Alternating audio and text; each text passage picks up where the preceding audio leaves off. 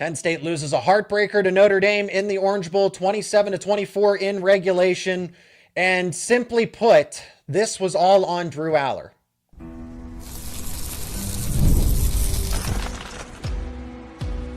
You are Locked On Nittany Lions, your daily podcast on the Penn State Nittany Lions. Part of the Locked On Podcast Network, your team every day.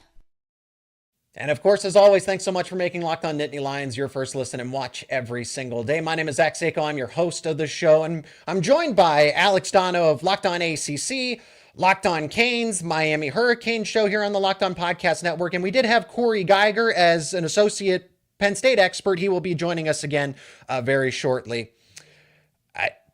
Alex, I don't have any other analysis beyond this was all Drew Aller. Everyone's going to say James Franklin choked again. Tom Allen couldn't stop Notre Dame, and they must have been watching a different ball game. They're every single 50-50 throw, every single 50-50 decision, even when Drew got bailed out by certain calls, whether, it does follow the rules, whatever you want. Drew got bailed out. Drew got a lucky break.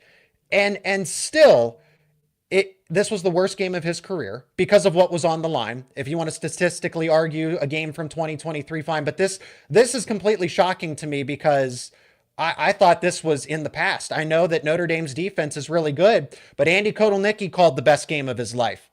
The running game was working. The offensive line was playing its best. They made Notre Dame look like an average defense at times. And Drew Aller just kept them in the game. The biggest difference, of course, we're gonna bring Corey into this conversation as well. So Corey, thanks for joining the show. The biggest difference of the game, hindsight's 2020, but it's when Drew misses because Nicholas Singleton should have caught the pass. No, Drew should be able to hit a 5-yard out in the flat and hit him on the money. Corey, that you knew what we were going to jump into first. This was all on Drew Aller. This is not on James Franklin. This is not on Tom Allen. This is not on Andy Kotelnicki. The coaching staff did everything they could. I hate to dunk on a 20-year-old kid, but this is where we are. The quarterback did not hold up his end of the bargain. Yeah, I do agree, unfortunately, and this is just the way things work. You know, a lot of people are going to want to blame James Franklin, big game James loses. But again, they were right there. They were playing well enough. And Drew has protected the ball. Zach, we know this, but Drew has protected the ball so well for 2 years. You know, the 25-2 TD interception ratio last year. Greg McElroy was mentioning it on the broadcast at the end. You trust Drew Aller in those situations. And then he breaks every cardinal rule for a quarterback, going back across the field. Just you feel terrible. Why does that happen? Why does that happen so often? He's trying to make too much. And that's the thing. Drew is trying to make something happen. He's trying to do too much. But on a night where he just simply didn't have a good game. Here's the thing. We're talking about this 5 minutes after the game. From a historic perspective, we're going to remember this Drew Aller interception forever. It's that big because I thought when they got the ball back, they were going to go win the game, as I'm sure everybody who follows Penn State probably did. Alex, you're the neutral college football expert in all of this. Does Drew Aller recover from this? Can he recover from this moment? I feel like you have to win a national championship in order to do that, win the Heisman to overcome this moment, because this was the closest that Penn State got to glory, and it's all his fault. Yeah. I mean, I'd like to think that he can recover and still go on to have, a nice career doing what he loves. But for his Penn State legacy, though. Oh, no, there's no recovering. In fact, this moment, that interception, that finish is going to haunt him for the rest of his life. Because like Corey mentioned, how many cardinal rules do you make on one play when you need to protect the football the very most? You're talking about snatching defeat from the jaws of victory. You throw it late over the middle across your body. What do you expect to happen? And it was a sensational interception, for a second. Oh, maybe it hit the ground, but the football gods were not going to bail Drew Aller out for making that decision because, like you alluded to, Zach, the football gods bailed him out a couple of times. I mean, he had some questionable throws. I mean, he had technically not thrown 2 previous interceptions. Both of them were wiped off for pass interference calls. I thought the second of those specifically, I thought was a very questionable question, but you take it when you can get it, right? But to do what he did with the game on the line and put Notre Dame essentially in scoring position. And listen, quite frankly, I didn't think either quarterback had a master class, but Riley Leonard rose to the occasion late in the game. He whereas settled in. Drew Aller, he sunk to the occasion, unfortunately, for Penn State. And that was it. And I said the difference in this game, the first quarterback to settle in was going to win. And it was Riley Leonard. And Penn State had taken momentum back. And it's just, I don't know where this came from other than the fact that Drew Aller's demons returned, because this didn't happen against USC. This didn't happen against Minnesota. And no, that wasn't the national semifinal, but those were consequential games that would have taken you out of the playoff race had you lost them. And Drew led a fourth quarter comeback. So I'm here thinking, okay, this is all mental because he has all the talent, and that just all broke down. Just the basic stuff, the fundamentals, the footwork and it's the wide open throws. He has Nicholas Singleton on a wheel route, that would have been a 90-yard touchdown, and his feet aren't set, and it's the basics. It's not, that was double coverage and he couldn't fit it into that tight window. No, it was a 5-yard out route to Singleton. It was a wheel route where he's wide open and just has to drop it into the breadbasket. Set your feet and throw. You are a second-year starter, third year in the program. Did the chatter about him going to the NFL and possibly being quarterback one, according to anonymous general managers, get to his head? Then someone's got to step in and say, stay off of social media, man. And I get it. You can only avoid it to an extent because ESPN, we asked him about it. We talked to him about it. We did this, we did that. Drew Aller's biggest issue has always been the mental game. It's never been a talent issue. It has always been the mental aspect of it. It seemed like he got past that until today. And you know what, Zach? I mean, how much do we hear about Danny O'Brien and what he means in the organization and Drew's development this year? He's still wildly inconsistent. He played very, very well for a good bit of the year. The completion percentage was 70. Again, you can take a look at who they played. They didn't play a lot of great defenses.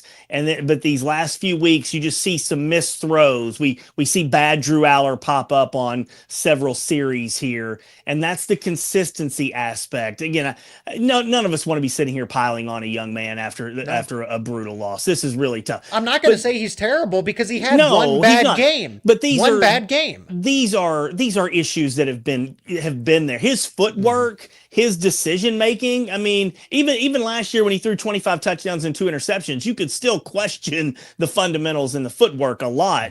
And today, look, Notre Dame's got a tremendous defense. They put a lot of pressure on him for a good bit of the game, and they made they had one sack difficult. though. Yeah, one sack. But they did make things difficult for him. And again, at the end of the day, this falls back on a young man who knows better than to make the mistakes that he made on that throw. I always talk about how cerebral he is. Go ahead, Alex. Yeah, Forgive me. It really, unfortunately, it wastes what was overall a very good defensive performance from Penn State. Great. I know the game. The game opened up, and suddenly in the fourth quarter, both teams were driving down the field. But you've got a 10-0 lead in the game. You had, Penn State's defense had Notre Dame's offense completely stymied in the first half. And of course, you have to give credit to Riley Leonard, Marcus Freeman, and the bunch there, because they figured something out. And like you said, Zach, the entire offense for Notre Dame settled in the second half, but Penn State still made more than enough plays to win that football game. And it's absolutely fair to put this on Drew Aller, because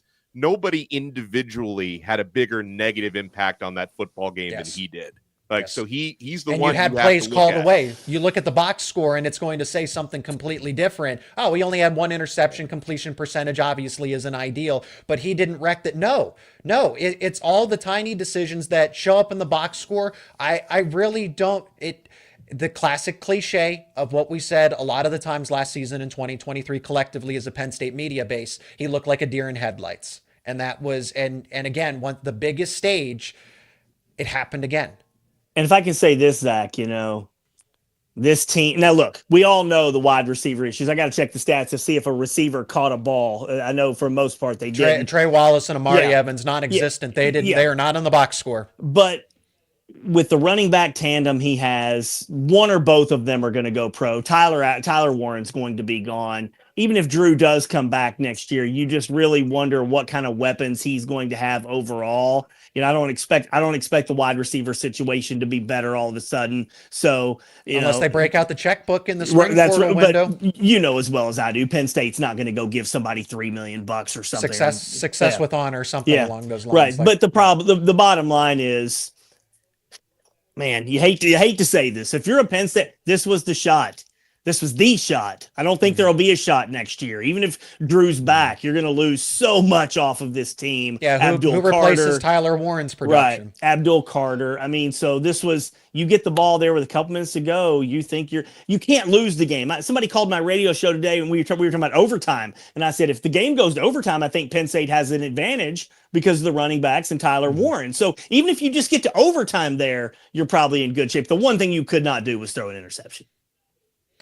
Yeah, that was the last thing that you could do, and especially because all season long and all career long, Drew Aller errs on the side of caution. Yep. I don't know what went through his mind, and then that goes back to coaching. I don't know if Danny O'Brien said something again. Does Drew go rogue in that moment and say, "I got to make a play. This is what my instinct is telling me"? Or the only reason I mentioned Danny O'Brien is we still see a lot of these issues with Drew's fundamentals and footwork and all that. They praise Danny O'Brien left and right here like he's the next coming of Joe Brady or something, and yet we still see Drew Aller have these issues. So there's something going on there.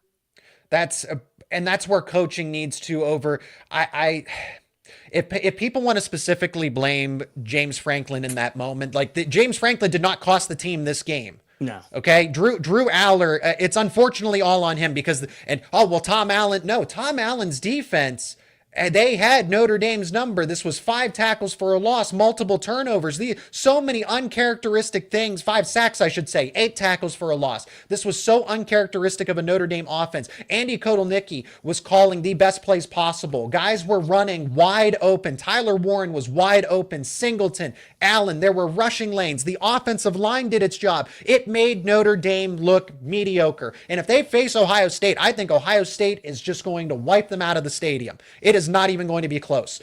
With that being said, all of that, and Penn State still lost. Everybody did their job except for one person. Yeah, I mean, I thought overall, guys, it was a brilliantly coached game on both sides. And I was, when we started talking off air before we started the show, and obviously you guys are the Penn State insiders. I am the impartial observer, although I am usually partial against Notre Dame, given, I'm a Miami fan since the 80s, so I would not have minded seeing Penn State win that football game, but I can't put any of this on James Franklin. In fact, based on the 2 playoff wins he's already gotten and was hoping to see him finish the job here tonight, I was so ready to turn the page, and I still am, on that James Franklin narrative. I know ultimately losing this game is not going to help that narrative, even if it wasn't his fault, but the whole big game James thing, you cannot put this on him whatsoever. Penn State should be in the national championship game. They really should be. Unfortunately, the quarterback Aller hits one throw, literally one throw. The wheel route to Singleton, Singleton open in the flat. Tyler Warren that ultimately turned into a touchdown. But imagine if that interception stands. Okay, if you hit him in the back of the end zone, you lead him. Any of these individual throws make the game, and that's how close to Penn State was with winning that game. That's how close the Nittany Lions were. So any of them, you can point to any and say that, if Drew just does this one thing, they win. They win. That's how close they were. And we are going to talk a lot, Alex. We're going to, the James Franklin stuff gets dissected around here. It's so magnified here. And this was James's shot. It really was, because again, I wonder what this team's going to look like when you lose this tremendous talent next year. And look, James is a good coach. He's done a lot of good things. And I am with you, Alex. I don't place the blame on this on James.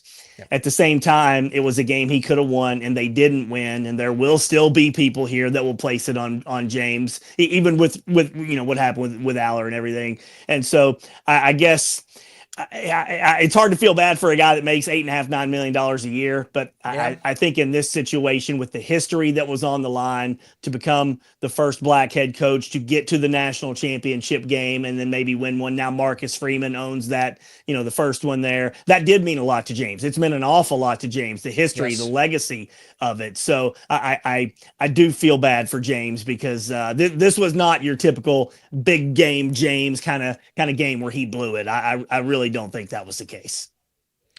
We're going to go to a quick break. When we return, we can talk about that. Drew Aller's legacy, James Franklin's legacy, because Corey, you think that next season's in shambles. Well, Bo Pribula went into the portal, committed to Missouri. They have Aller coming back. He's definitely not going to the NFL now because people said, well, he could potentially move on to the pros with a great game today. Nope, not a chance. We'll discuss all of that and more coming up after the break here on this live edition squad show of Locked On Nittany Lions.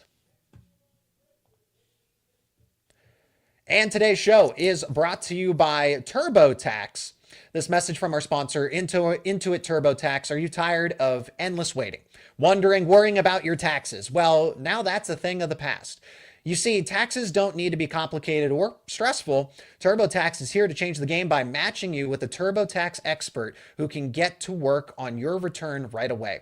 No more waiting for answers. No more wondering if you're missing out on deductions. Whether you've got one form or 20, TurboTax experts give your taxes that undivided attention.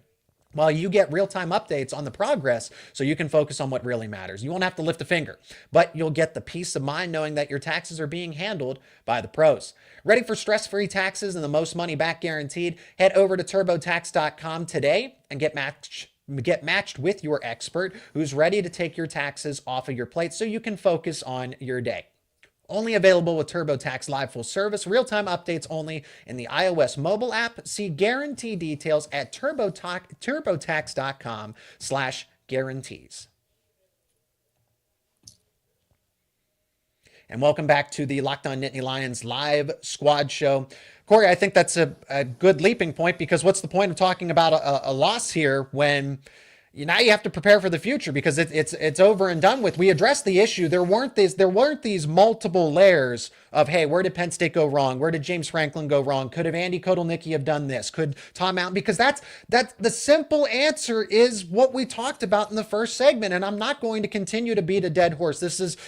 He's a Division I Power 4 quarterback. He's going to go to the NFL. Okay. I'm not going to sit here and analyze what team should he be on? Where is he going to succeed the most? Okay. Because that's now on hold for another year, but I don't want to continue to dunk on him at the same time. It's different when you're a pro and you are making millions and millions of dollars, but now I guess NIL kind of changes that, Corey, as you mentioned. So what's this?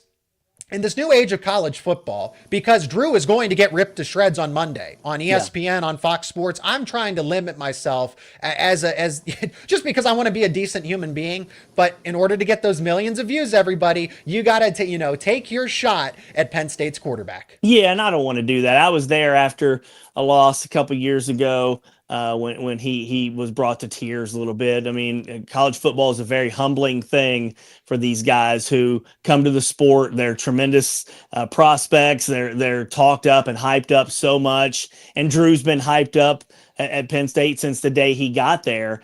And so the sad thing is, and I wouldn't necessarily say next season's in shambles. I'm just saying that there's no way Nicholas Singleton's back. And quite frankly, if I'm Katron Allen, I'm not coming back. As a running back, you've got to go make your money when you can make your money. So Tyler, the tread on the tires. Yeah. Now I am seeing some comments that I'm getting about the wide receiver situation. I will beat that dead horse because it's kind of what I'm known for. I think that's fair. That the wide. I mean, you got nobody to throw to from a wide out standpoint, and it finally catches up to you in this kind of situation. So how much better could Drew be if he had quality wide receivers? But you know what, Corey, did we ever even get a catch from a wide receiver tonight? No, not in this game.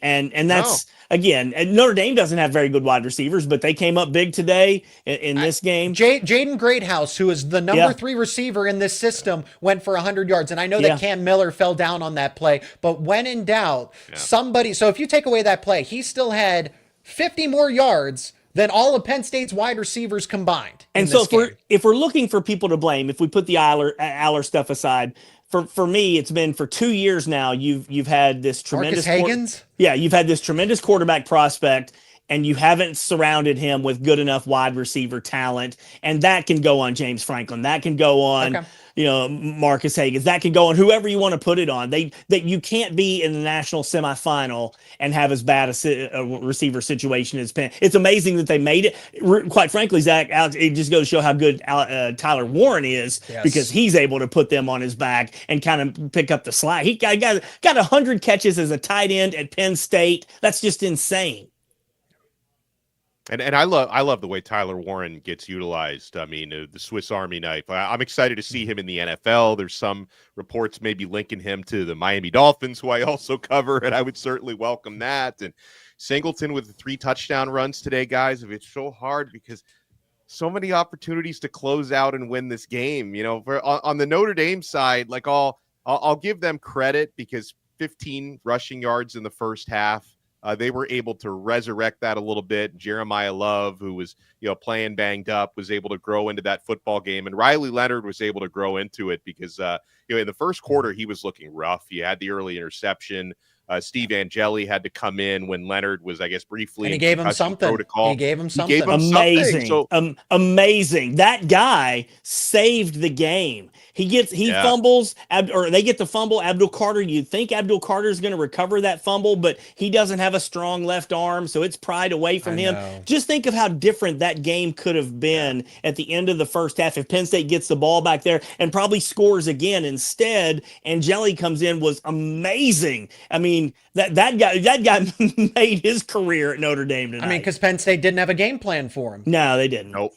So Notre Dame knew his strengths, knew his tendencies, and for what it was worth in that final 2 minutes, it got them 3 points. Yep. And that's the difference in the game. Drew Aller missing that touchdown pass to Singleton, 4 points. Enough to win you a game. That's how close the margin of error was. You miss a receiver, you get a quarterback that gives you 6 of 7 for 45 yards and a field goal to get you something on the board so you're not shut out in the first half. I mean, that's magical moments. Angeli is he made his mark in his career. If I can say something positive here, because it's a loss, the grit that the Penn State team showed, I think is going to be part of the legacy of this 2024 team. They got to the semifinal, they lost, it was crushing. We'll remember all of these things. But I remember USC, the way they came back, the way the Minnesota game ended. Penn State looked dead, and Notre Dame had all the momentum up 17-10, and Penn State came right back and scores 2 touchdowns.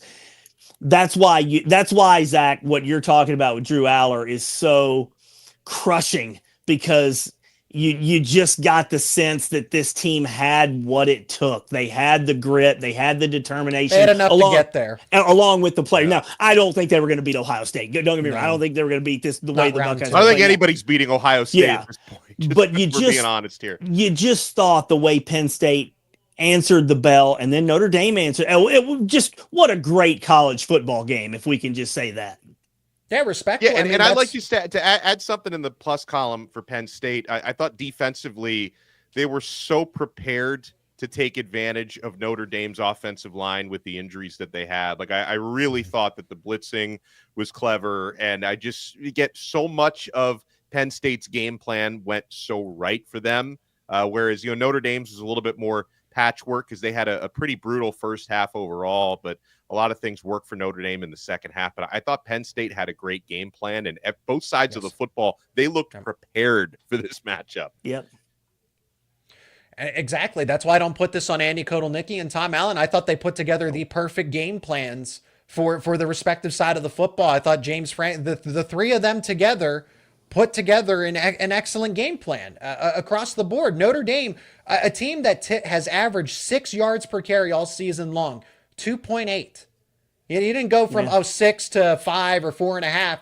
2.8 yards per carry. And I know there's a sack in there, but they had 8 tackles for loss, 5 sacks as well. This is a Notre Dame offense that is just efficient. They don't make mistakes. They don't do anything to lose the ball game. And they did enough. They did enough in this game. Corey, I think we can look towards the future. You say that Penn State doesn't have this kind of chance in 2025. I would say that they're still a playoff contender. Sure, absolutely. They'll always be a playoff contender. You get Because it depends on all these 50-50 decisions. Are they able, you say Singleton and Allen are gone. It's so many different conflicting reports. Pat McAfee says they're coming back, and then you kind of hear. If you're a running back, why? Look, now keep in mind, NIL is different now. This changes the game. Nick, they could both get $2 million next year, probably. But if you're a running back, your number one goal should be to get to your second contract in the NFL, not the first contract, the second contract in the NFL. So I think it would be completely foolish for a junior running back who's already been beaten up for 3 years to come back for a fourth year. If they do, well, then, yeah, Penn State's chances look a lot better next year. But in no way would I advise that for those guys' careers. Should Drew go to the NFL? Should he No. change his mind and just so he should come back? He's not. He's not remotely ready for the NFL. Look, hey, this is where I'm not piling. Is he going to be okay? Maybe let me rephrase that, because it's not so much about he has first round potential and maybe he can light it up at the combine. I'm not talking about that, but it's does Penn State want him back now? Yes, yeah, they do, and okay. This isn't piling on Drew for the interception. This is piling on Drew because I think he's vastly overrated, and I don't think he's remotely ready for the NFL by the longest shot. We're talking about footwork. We're talking about consistency. We're talking about being able to handle a blitz, which I don't think he did very well against Boise or tonight for the most part. So, the NFL is a completely different story. I think he made progress, and he can make more progress next year. But I don't think Drew Aller, he guy's 12 for 23 for $130 and cost you the national semifinal. That guy's not ready for the NFL. Alex, should Penn State want Drew Aller back? I think that's the $1 trillion question. That's my point. Yeah, as far as what Drew should do, I think he can benefit from another year of college football. It's becoming at the quarterback position, because I agree with Corey's take on running. If you're a running back, go pro as soon as you can. The shelf life for that position at the pro level is so different. But for quarterbacks, if you're not getting first or a second round, and I know that there were talks about a first round grade, but I question that a little bit. If you're not getting that, I think you can benefit from playing another year, whether it's at Penn State or somewhere else. Okay, so you think the portal's on the table after they lost Bo? I don't. Zach, he loves Penn State. He cherishes it. You hear the way we've been around Drew. I know he does, but I'm looking at from the fan perspective. Are the fans going to want Drew Aller back because this was on him? I think there's also the financial perspective too, because look, I don't know that he's going to transfer, but how much this is part of Penn State's issue, the big picture issue. How much can they pay these guys? There reportedly were Nick and Drew were making $800,000 this year. Whether that's true or not, you would think they could make $1.5 million to $2 million next year. But Penn State's not in a position where they can pay a bunch of guys tons and tons of money. If Drew Aller entered the open market right now, wouldn't somebody give him $4 or $5 million? I think so. I think that's what's on the table for Carson. Carson Beck just entered the portal. Yeah.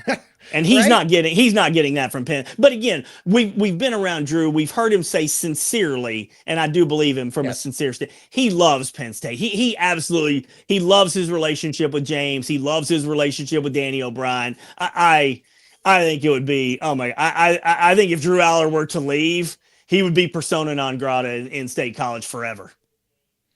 Yeah, that's really how you, like I said, the only way to overcome this moment for your Penn State legacy, do it. Because I don't think everybody's just going to say, if he has let's say he has a good NFL career, he's starts for maybe 7-8 seasons, makes a few Pro Bowls or whatever. But the only way to fix his Penn State legacy is to probably win a national title. I don't even think it's about the Heisman. It's about coming back your senior season, being tough as nails, and not having any of all. I think at times Drew showed unnecessary emotion. I think he was trying to be overly emotional in the wrong way at times. Why?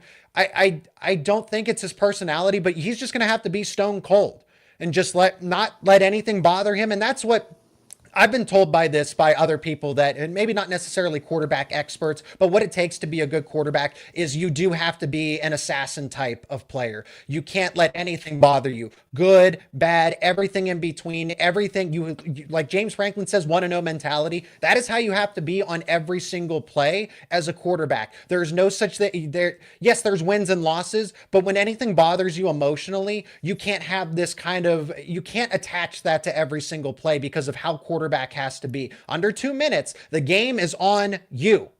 And Drew Aller folded. By the way, I think we got Barrett Salee from Smothered and Covered backstage as well. I'd love to hear his take on the whole Drew Aller situation when we bring him in, because Okay. this was really rough, fellas. I mean, this was a rough way for him to finish that game. Well, we are timed up for a break here at the 30-minute mark, so we are going to take a quick timeout, and when we return, we'll get a 4-person panel. Hopefully we get that set up correctly here on the live show. This is the Locked On Nittany Lions Squad Show, coming back after a word from our sponsors. And today's show is brought to you by FanDuel.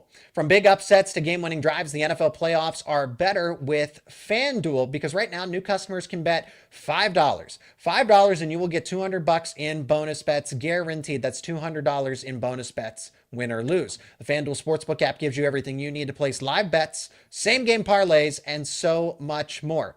And if you look over at FanDuel, you can see all the lines for the NFL playoffs. You can also see the lines for the college football playoff as well. There is another semifinal game, even though Penn State season is over. Ohio State versus Texas. If you are interested in that game, Ohio State, per our friends at FanDuel, are a 5.5-point favorite. The total is set at, it's been moving around, 52, 53 points. So if you like those lines, you can bet them over at FanDuel.com.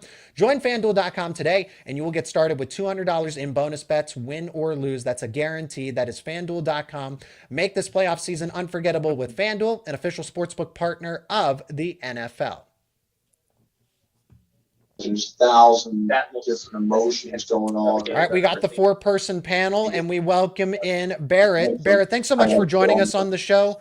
And please feel free to. So you are at Miami, it looks like, too. You are joining us from Hard Rock Stadium. That is. Can you kind of describe the environment as it was when everything had happened in real time? Yeah, I mean, it was wild, and I apologize if it's hard to hear a little bit because James Franklin's press conference is going on. They're playing it up here in the press box. But, it went from an incredibly frustrating game on both sides, I think, to just bananas. And you could feel the excitement in the crowd, man. It was fun to be at. I've been at a lot of wild games. This is definitely up there, especially considering the stakes that were out there. But, in the end, I think Penn State did everything they could to win that game except the middle eight. And that's what Notre Dame does so successfully. They've done it all year long. They did it against Georgia. They did it against Penn State. And James Franklin, before I popped on, I heard him even say in the press conference that that's what cost him the game. Mm-hmm. And it's on him. And he understands that getting his team prepared at halftime and making sure his team is focused going into the locker room is one of the toughest jobs that any coach has. And he failed, and he knows it. I applaud him for taking the onus on him instead of blaming players, because he could easily go out there and throw Drew Aller under the bus. I mean, that's or throw his wide receivers under the bus. Drew Aller did not complete a single pass to a wide receiver in this game.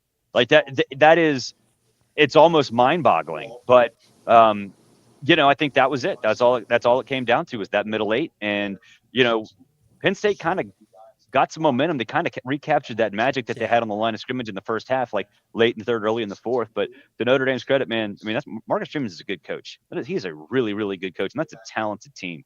And ultimately, in my mind anyway, I think the better team won.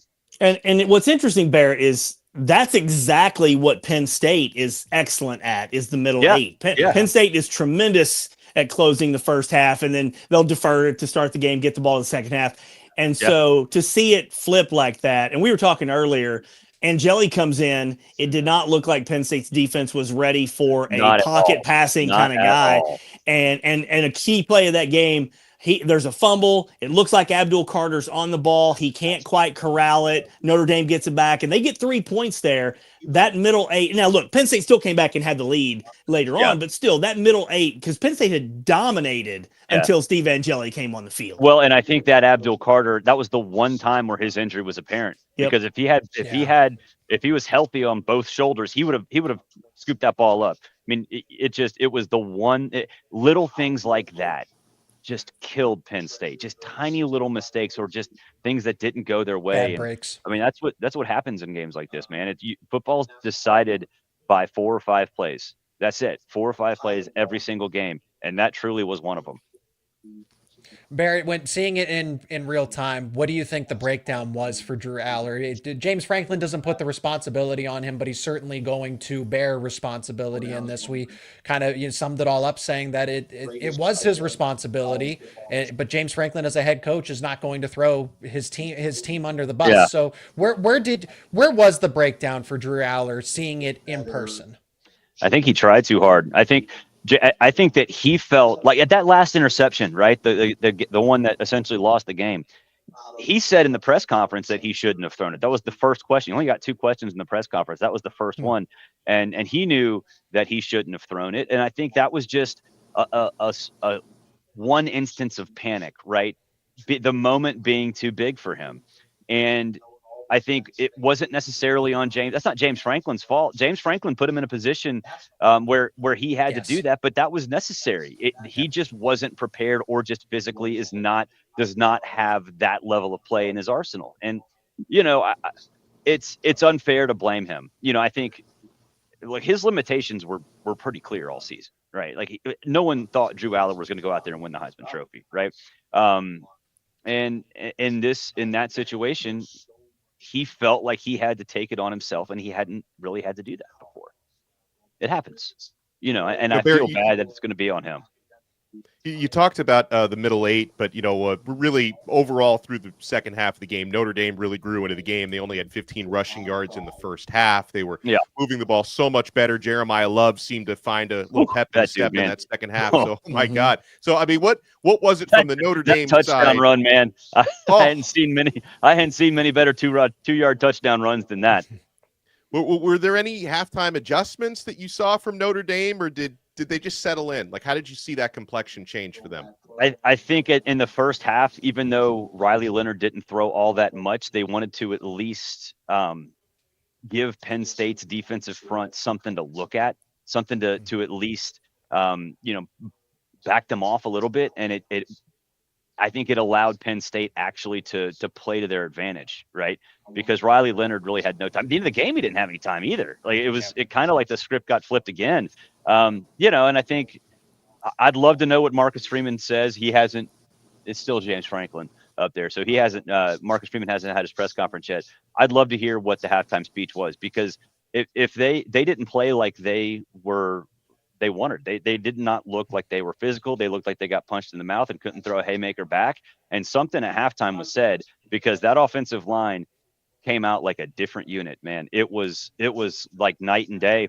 And, it might be something as simple as challenging their manhood, because it looked like Penn State took it from them in the first half. Zach, I want to ask these guys, 'cause I always enjoy getting the national perspective on this, because we talk so much locally. Oh, this is James's fault, or this is fault, or that fault, or whatever. Well, this is now 39 years since Penn State's won a national championship. They got the easiest draw in the field with SMU and Boise. They're up 10-0. They're dominating. It looks like they're going to win this game. I'm curious you guys' thoughts on how do you view how Penn State handles this? What does this do to the Penn State program, either from a national perspective, or what could this and how could this impact, what this program is looking to do, what James Franklin's trying to do, when it looks like you've got everything right there. You got Notre Dame with a banged up offensive line, and yet things slip away from you. Yeah, I mean, to me, it's a step in the right direction. I mean, they're in the semifinal. They damn near won a semifinal. This is all Penn State in my mind has always been, sort of that girl that doesn't get asked out to the dates all the time, right? She's not the first pick to the prom. She's not the second pick to the prom, but she's always there. She's always out. She's always around the dance floor. And this playoff is built for teams like that. And Penn State, even though it had a simple path, or of the teams, probably the most simple path to get to the semifinal, they actually followed through. And I know there's going to be talk about James Franklin not winning the big games. Okay, it's really hard to win big games, right? And so I think it's a step in the right direction. I think a lot of people in this country that sort of thought Penn State was a little bit of an afterthought saw tonight what the program's capable of, what James Franklin is capable of. And that is, that's taking a massive step forward and being a real threat to win a national championship. When's the last time we could say Penn State was a real threat to win a national championship? I'm 44 and I barely remember that time, right? So that narrative changed. It changed over the last month, and that's a good thing. I know it's a loss and there's no such thing as moral victories, and I actually think James Franklin literally just said that. But there are such things as moral victories in this sport. If you start taking steps forward, eventually you're going to get to that top of that mountaintop. And it's interesting, and Zach knows this. This is why it's good to get a perspective that's not within the bubble, because everything you said is the rational way to look at things. But people here are not going to look at this rationally. They're going to be pissed, and they're going to say they blew this, and they fire everybody. Easily the better team and all that stuff, because that's how fans are. Well, no, it's funny, and I agree a lot with Barrett. And he's Barrett mentioned he's 44. I'm 40. I think I was 2 years old. You're a man. In 19. Well, the thing is, though, yeah, I am a man. And also, even though I was 2 years old when Penn State won their last national championship, being a guy who's rooted for and covered Miami for most of my life, I somehow remember all 5 of those Vinny Testaverde interceptions. That game, I guess I must have watched a lot of highlight reels over the years. I don't know why I would do that to myself, but I remember that like it was yesterday. But, honestly, just this season and this postseason run, I have earned more respect for Penn State football and for James Franklin. And I know, I see a lot of the Penn State fans in the chat are putting, this on James again, where I agree with you guys' take, Zach's take, that obviously this was a situational thing and Drew Aller made the most costly mistake at the most costly moment. But I respect the run. And, even if Penn State does take a slight step back next year, I still think they're going to be in the hunt for a playoff spot. And it's definitely, I appreciate what they have accomplished this season. And it's too bad they couldn't make 1 or 2 extra plays tonight to get to the big game.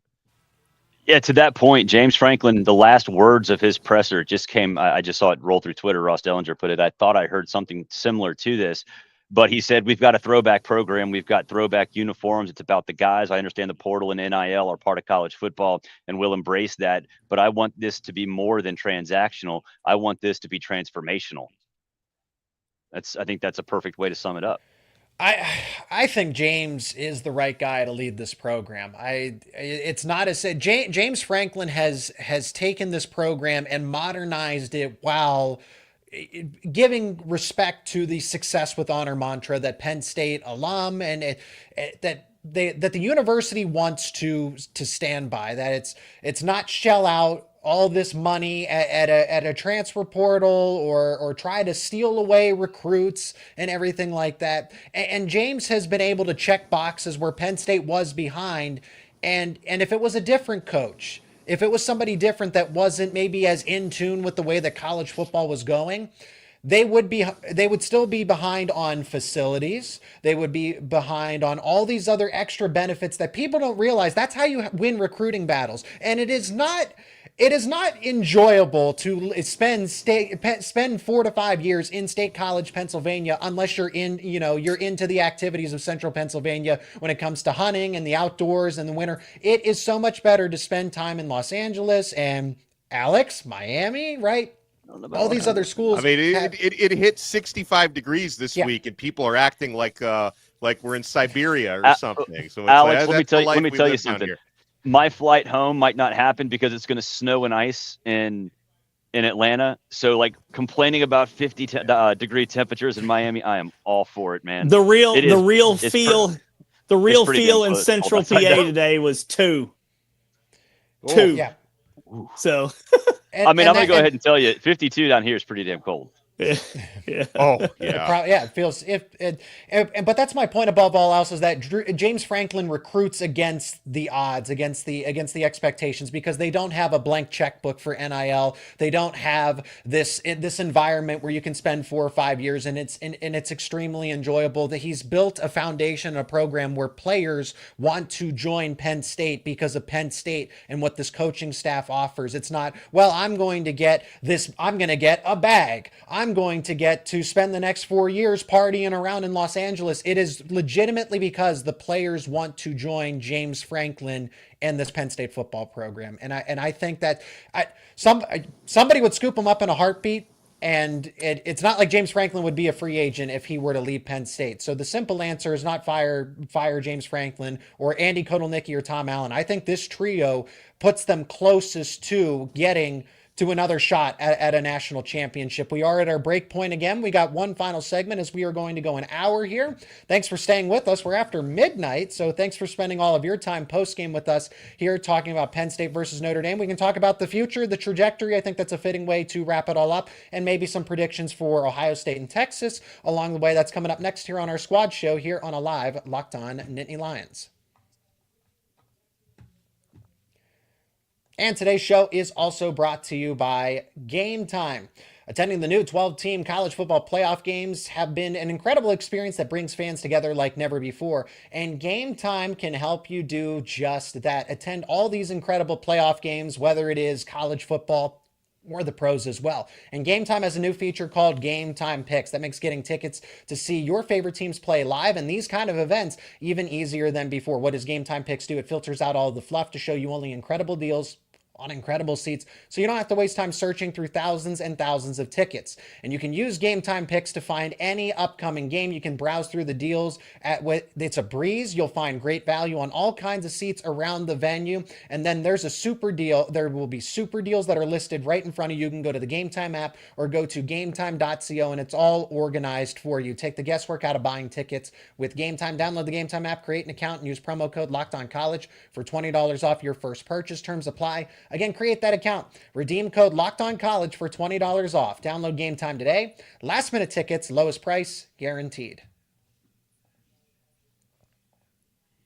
All right, we're in the home stretch here as we are talking about the future now of Penn State. Corey, you say that this is, you're alluding to the fact that this is a fringe playoff team. We can talk about what Penn State has coming back. All three coordinators. James Franklin is the head coach. Andy Kotelnicki's not going anywhere. Tom Allen's not going anywhere. Justin Lustig, unless someone knows something different, special teams coordinator is back. That is going to be a huge plus, getting consistency. J1 side, all the position coaches should be back. So there's at least that consistency element. And you just kind of bank on the fact that Drew Aller you assume that he takes a step forward, or does this, because I'm not a psychologist. I'm not a psychology expert here. What does this do to Drew Aller? Barrett, maybe you can speak on this. What kind of game, because Drew is still a young, impressionable player. As it is, even though he's in his third year and will be going into his senior season, he's still 20 years old and has not been playing quarterback for the longest time. In a game like this, how do you process it? How can he process it to a point where it actually makes him better and not worse? Well, first thing is learn your lesson. Learn from your mistakes, and he made quite a few, but also understand what you did well. Self-scout, but I think the biggest thing for him is he's got to find some dang receivers, man. They just don't have any, like, at all. It's Tyler Warren and then a bunch of friends. Then nothing. And well, I said going into this game, if I'm Notre Dame, I put 13 guys on Tyler Warren and say, all right, if you beat me with somebody else, you beat me with somebody else. Yeah. And so that's the biggest thing is if Drew Aller has the skills to be a good quarterback. And we saw a little bit of that tonight. We saw a little bit throughout the season. I'm not the biggest Drew Aller guy in the world. I think he's okay. But he doesn't get any help. And I go back and think Keandre Lambert-Smith had 833 yards receiving this year for Auburn with Peyton Thorne throwing him the ball. Think about what would have happened if he had stayed at Penn State. Just one guy. And so I think Drew's talented enough to build upon this. We know he's got the arm strength. He can run a little bit. He just needs some dang help, and he didn't have it this year. There are a lot of factors here. Clearly, I think we would all agree Penn State is in a good spot going forward. The wide receiver thing is a key component. What will happen with Singleton and Allen? But look, the bottom line is, the bottom line is Penn State is always going to be challenging for a playoff spot. That's just, if you go 10-2 I've said for a couple of years now, if Penn State never beats Ohio State ever again, like ever, 0-1,000, they could still go to the playoff every year because there is a path to get there. And so that's the number one thing. Now, are they ever going to have an easier path than being a 6 seed and facing the two teams? Probably not. No, because they're going to fix this whole format. But it is fascinating. And Zach, you know this as much as I do because you're on this every single day. James isn't getting criticized here. He really wasn't criticized after the Oregon loss. And for Barrett and Alex, maybe you guys know this, maybe James gets criticized here for everything. I mean, like everything. But this has been a different kind of month. People felt Penn State played very well against Oregon in a loss, so James didn't get criticized. Penn State this loss is kind of going to get blamed on Drew Aller. I'm seeing a lot of comments, people saying, even some people I know who are the most critical of James Franklin are saying this wasn't his fault. So we're in some kind of weird twilight zone now where James is getting off the hook for everything. The program's doing well. There's national respect because typically in these scenarios, it's this. Here's James Franklin, can't win a big game again. And we're not really hearing any of that right now. Because we didn't see those typical coaching mistakes that we had seen in years past, where you're going into the fourth quarter against Ohio State, not once, but twice in back-to-back seasons, where you actually have them on the ropes, and somehow Urban Meyer is able to will his way back to victory. And I would have said it this time around because, as Barrett pointed out, the middle 8 went completely in the favor of Notre Dame. To sneak in that 3 points with a backup freaking QB, man, come on. A cold off the bench, and he gets you 3. That was that was one of the differences in this game. And then in the fact that Notre Dame just came out there and punched you in the mouth to start the third quarter, and then the entire third quarter, honestly. It wasn't just the middle 8, Barrett. It was the entirety of the third quarter. It was 20 plays ran by Notre Dame to Penn State's 7. How many first downs? Penn State only had 2 first downs compared to 7 first downs for Notre Dame. It was abysmal, but it was the fact that in the fourth quarter, the pendulum swung aggressively back to the other side, because then I would have said, this is on Franklin, this is on Kotelnicki, on Allen, but it's the fact that they responded with that kind of momentum that they tied the game up. It was 24-24, and it was anyone's ball game until the costly mistake. Costly doesn't even begin to describe it. I mean, anyone can pick up from there, right? It's Barrett. I can go back to you since you're on the second half of the show here. I like that Penn State has taken a step forward. I think this is the closest that they have been to success, and they're only going to they can get closer, but there's a lot of Abdul Carter, Denai Dennis Sutton, Zane Durant, and I know Abdul Carter's off to the NFL. But what are you doing with these 50-50 guys where now you can almost bring them back because you have NIL in your corner? So it's a lot of it to be determined. The worst case scenario is all those fringe NFL guys or the guys that have 50-50 decisions go off. And then Penn State is, okay, scrambling. Are we going to be even 9-3? And we have to find out what we're going to do in the spring transfer portal window. But I at least like that Penn State is in a position to where, they have a fighter's chance. And then more than just that, this isn't a fringe team that's going to sneak in one of the 11 or 12 spots. They should be a 6, a 7, or an 8 seed pretty consistently. Yeah, they should. And I mean, you mentioned like this, they should be in the 10-2. 10-2 gets you in pretty much every year. I mean, it might not, but whatever. It's going to be most likely it'll get you in. 9-3 might get you in. But I think a lot of people, players, high school players, college players, coaches saw what happened tonight and realized, hey, this team is, you can do something there. You can have success at the highest level. So, is Penn State going to be getting the caliber of players Ohio State? Do they have the budget of Ohio State? No, of course not. Can they be what Notre Dame is this year? A team that, same thing, always on the fringe, gets hot at the right time, goes to a national championship game. Yeah, sure. Why not? Barrett, we talked about this earlier. I'm curious your thoughts on Nick Singleton and Katron Allen. They might be able to get a couple million in NIL if they stay, but they're running backs who have played college ball for 3 years. I think they should both go. Yeah. And then that changes what Drew Aller is working with next year, because you're losing Tyler Warren as well. What do you do if you're a running back? Yeah, I mean, I always say go, especially those guys. They've got so much tread on their tires, or they've already, 3 years, and I don't have the rushing numbers in front of me, but both those guys have been workhorses too. It's not like I mean, I know they obviously played. Nick Singleton, was kind of burst on the scene, but that's if you have a chance to go as a running back, you go. They could make a ton of money at Penn State right now, but it's still chump change considering compared to what they will get in the NFL. In their first deal, like their signing bonus. So, I'd go. But I mean, think about it though. If you're a running back and you saw what they did, what James Franklin did with those guys, what Andy Kolznicki did with those guys, I mean, sign me up, man. Well, remember, Saquon and Miles Sanders were there too. They've had no shortage of great running backs. But Journey Brown. But if we're just talking about next year specifically, that's where Penn State fans are going to want. If you lose Nick and Katron and you lose Tyler Warren and you still don't have wide receivers, what does Drew Howler have to work with next year? Yeah, I mean, it's figured out on the fly. But I mean, look, that's the same thing. Every team's got to do that now, right? This Notre Dame team lost to Northern Illinois. They looked like they had no shot offensively. They had nothing going for them. But you figured it out. Look, in this day and age, college football is a lot like college basketball, right? With all the player movement we've seen in college hoops for the last 6-7 years, a lot of teams don't figure out who they are until mid-February, right? It's like that in college football now. Notre Dame didn't know who they were in week 2. They figured it out.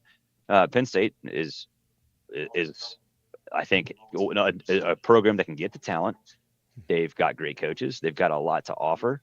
So if it's a bunch of unknowns early on and you figure it out on the fly, fine. That's how things are going to work nowadays. Alex, I know. I think guys, they need to be aggressive in the spring portal and hopefully, getting momentum from the semifinal run is going to make Penn State more attractive when it comes to adding receivers, because I think they need to take a big look there.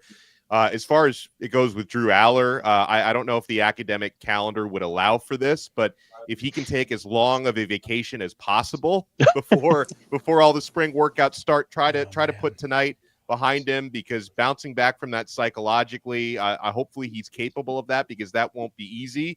And, Zach, to what you were saying earlier, I think continuity from coaching and starting quarterback, I think, is important in college football. You don't see enough of that. I mean, to have your head coach, both coordinators, or all 3 coordinators, including special teams, returning with the same experience starting quarterback, I think there's a lot of value in that. So, if Drew Aller can make sure that what happened tonight doesn't carry over into even spring football, let alone next season, I think Penn State's going to be in good shape. I think we should kind of go round table quickly to wrap this all up. The biggest need, if you will, or the biggest goal in the offseason for Penn State to at least set themselves up successfully. And maybe it's the simple answer. It's get another wide receiver from the transfer portal, because they've already done that. They have Kyron Hudson and Devontae Ross. His name almost skipped my mind. But they already have 2 guys, but that doesn't...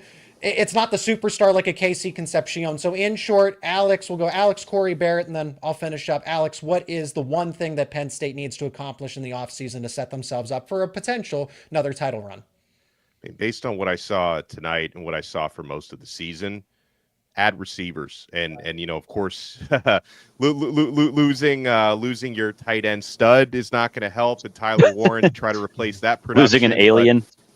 He is. I hope he ends up a Miami Dolphin. I hope Chris Greer, the Dolphins general manager, is listening to this. But no, I mean, I think adding more weapons on the offensive side of the football is absolutely paramount for this team. Corey. It's got to be the wide receivers. You mentioned they added some people. Well, they added Dante Cephas and Malik McLean last year. That didn't work out.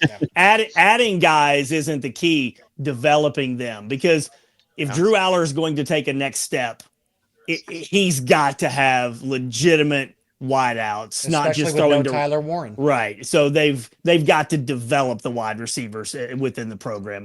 Look, Zach, they've recruited pretty well at wide receiver for the last 3 or 4 years. Just most of those guys haven't worked out. Who's going to be the one to turn the corner? That's supposed to be Tyseer Denmark. Only diehard Penn State fans are going to mostly be aware of him, but that's still a big if. Why he had all this high praise this season and we didn't see him get any meaningful playing time. I digress. Barrett, what's kind of the biggest? Is there something different from wide receivers? Is there something else you look at?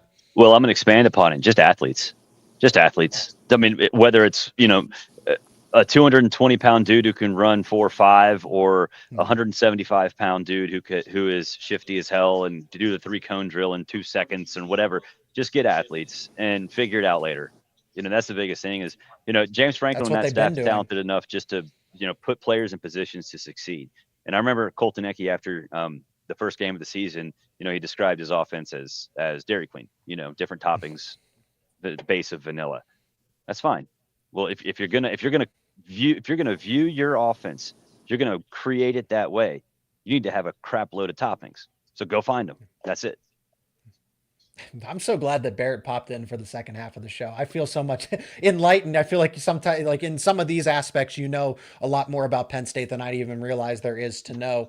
And I'm, Penn State podcast host here. I'll go with it just if you can win some of those negotiations, if you will. Can you retain a Denai Dennis Sutton, a Zane Durant, specifically on defense? Nicholas Singleton and Katron Allen. There's word that Singleton wants to come back, and maybe Allen as well. Pat McAfee says this. The rumors say that. I think you're losing Abdul Carter for sure. You can't convince him to come back. He's going to be a potentially, and now I think he's in the conversation of being a top 5 pick. The way that he absolutely. played with one arm, the way that he played. But to keep it brief, if you can deny Dennis Sutton, I don't think is a bona fide first or second round pick at this point. You saw because Tyler Warren could have gone off to the NFL or as a 5th or a 6th round pick and a project type of player. And he came back and look what happened to his career. Now he's a clear cut first round pick. You can have that conversation now with Zane Durant, deny Dennis Sutton. Maybe you have it with Nicholas Singleton as well.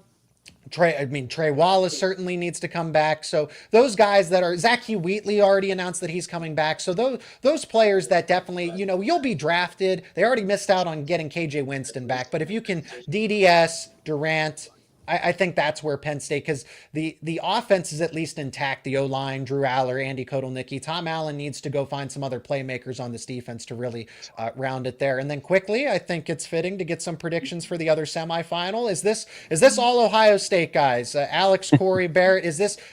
we'll pick Ohio State and Texas, and then the hypothetical of Notre Dame versus your choice. Yeah, I'm going to pick... Go ahead, Alex. I was going to say, unless Jeremiah Smith slips on a banana peel pregame in the locker room and can't go, takes out Emeka Egbuka too. Yeah, I'm going with Ohio State. They've looked unstoppable as of late. Since the Michigan game, of course. I'm going with Ohio State to beat Texas. They're actually sizable favorites for a game that big at -5.5, and yeah, I've got Ohio State winning the whole thing. I don't think that Notre Dame is going to pack enough offensively to keep up with them. Yeah, same. I think it's going to get ugly tomorrow night in Dallas, and not just the weather. I've got a couple coworkers and a lot of media friends out there, and they say it's awful. Well, that's the way Texas is going to play. I mean, Quinn Ewers is liability. I got asked on a radio show this week, rank the 4 quarterbacks left in the playoff, and I put Quinn Ewers 4th without any hesitation. I'm like, damn, that is way different than I thought it'd be before the season. But it's true. He's a liability. And I just think that Ohio State team is just on a mission. So, yeah, I think Notre Dame's going to give them all they want in the title game, though. I think Notre Dame's, the way they play, the way they operate, the way they control styles, and they control this one, but Penn State wants to play the same way too. So I guess it doesn't matter. But I think Notre Dame keeps it close against Ohio State, but Ohio State wins it. Yeah, I'll take Ohio State by 17 over Texas. I think that could get bad. The issue for me with Notre Dame, Ohio State is I wonder if Notre Dame's offense is going to be able to score anywhere near enough. The running game is good, but Riley Leonard, I don't know if he's going to be able to do a whole lot of things in the passing game against Ohio State. So I actually think they'll beat Notre Dame by double digits as well. All across the board, that's nothing like everybody agreeing, right? That usually goes over well when the panel all agrees. Look them horns, then. Yeah, but I'm gonna stick with the eye test. I always thought Ohio State was originally my national championship pick preseason. I thought they had too much NFL talent that came back because of NIL. So many guys should have gone off to the NFL, and now you're seeing it happen. They're getting better as time goes on. I don't think Texas matches that. And like Corey said, I certainly don't think. I talked about how Penn State could win in a shootout with Notre Dame. Notre Dame certainly can't win in a shootout with Ohio State. So Ohio State across the board. Ohio State by double digits in both games. Guys, thank you so much for spending after midnight with me here on the panel. Alex Dono, Barrett Saley and Corey Geiger all joining me here on Locked On Nittany Lions, the Squad Show. Thank you for all of you spending your post game with us, talking Penn State versus Notre Dame and the outlook for the Penn State Nittany Lions. We talk about Penn State football, men's basketball, wrestling, everything here on the show because it's all about the Penn State Nittany Lions, your team every single day, and it's part of the Locked On Podcast Network, your team every day.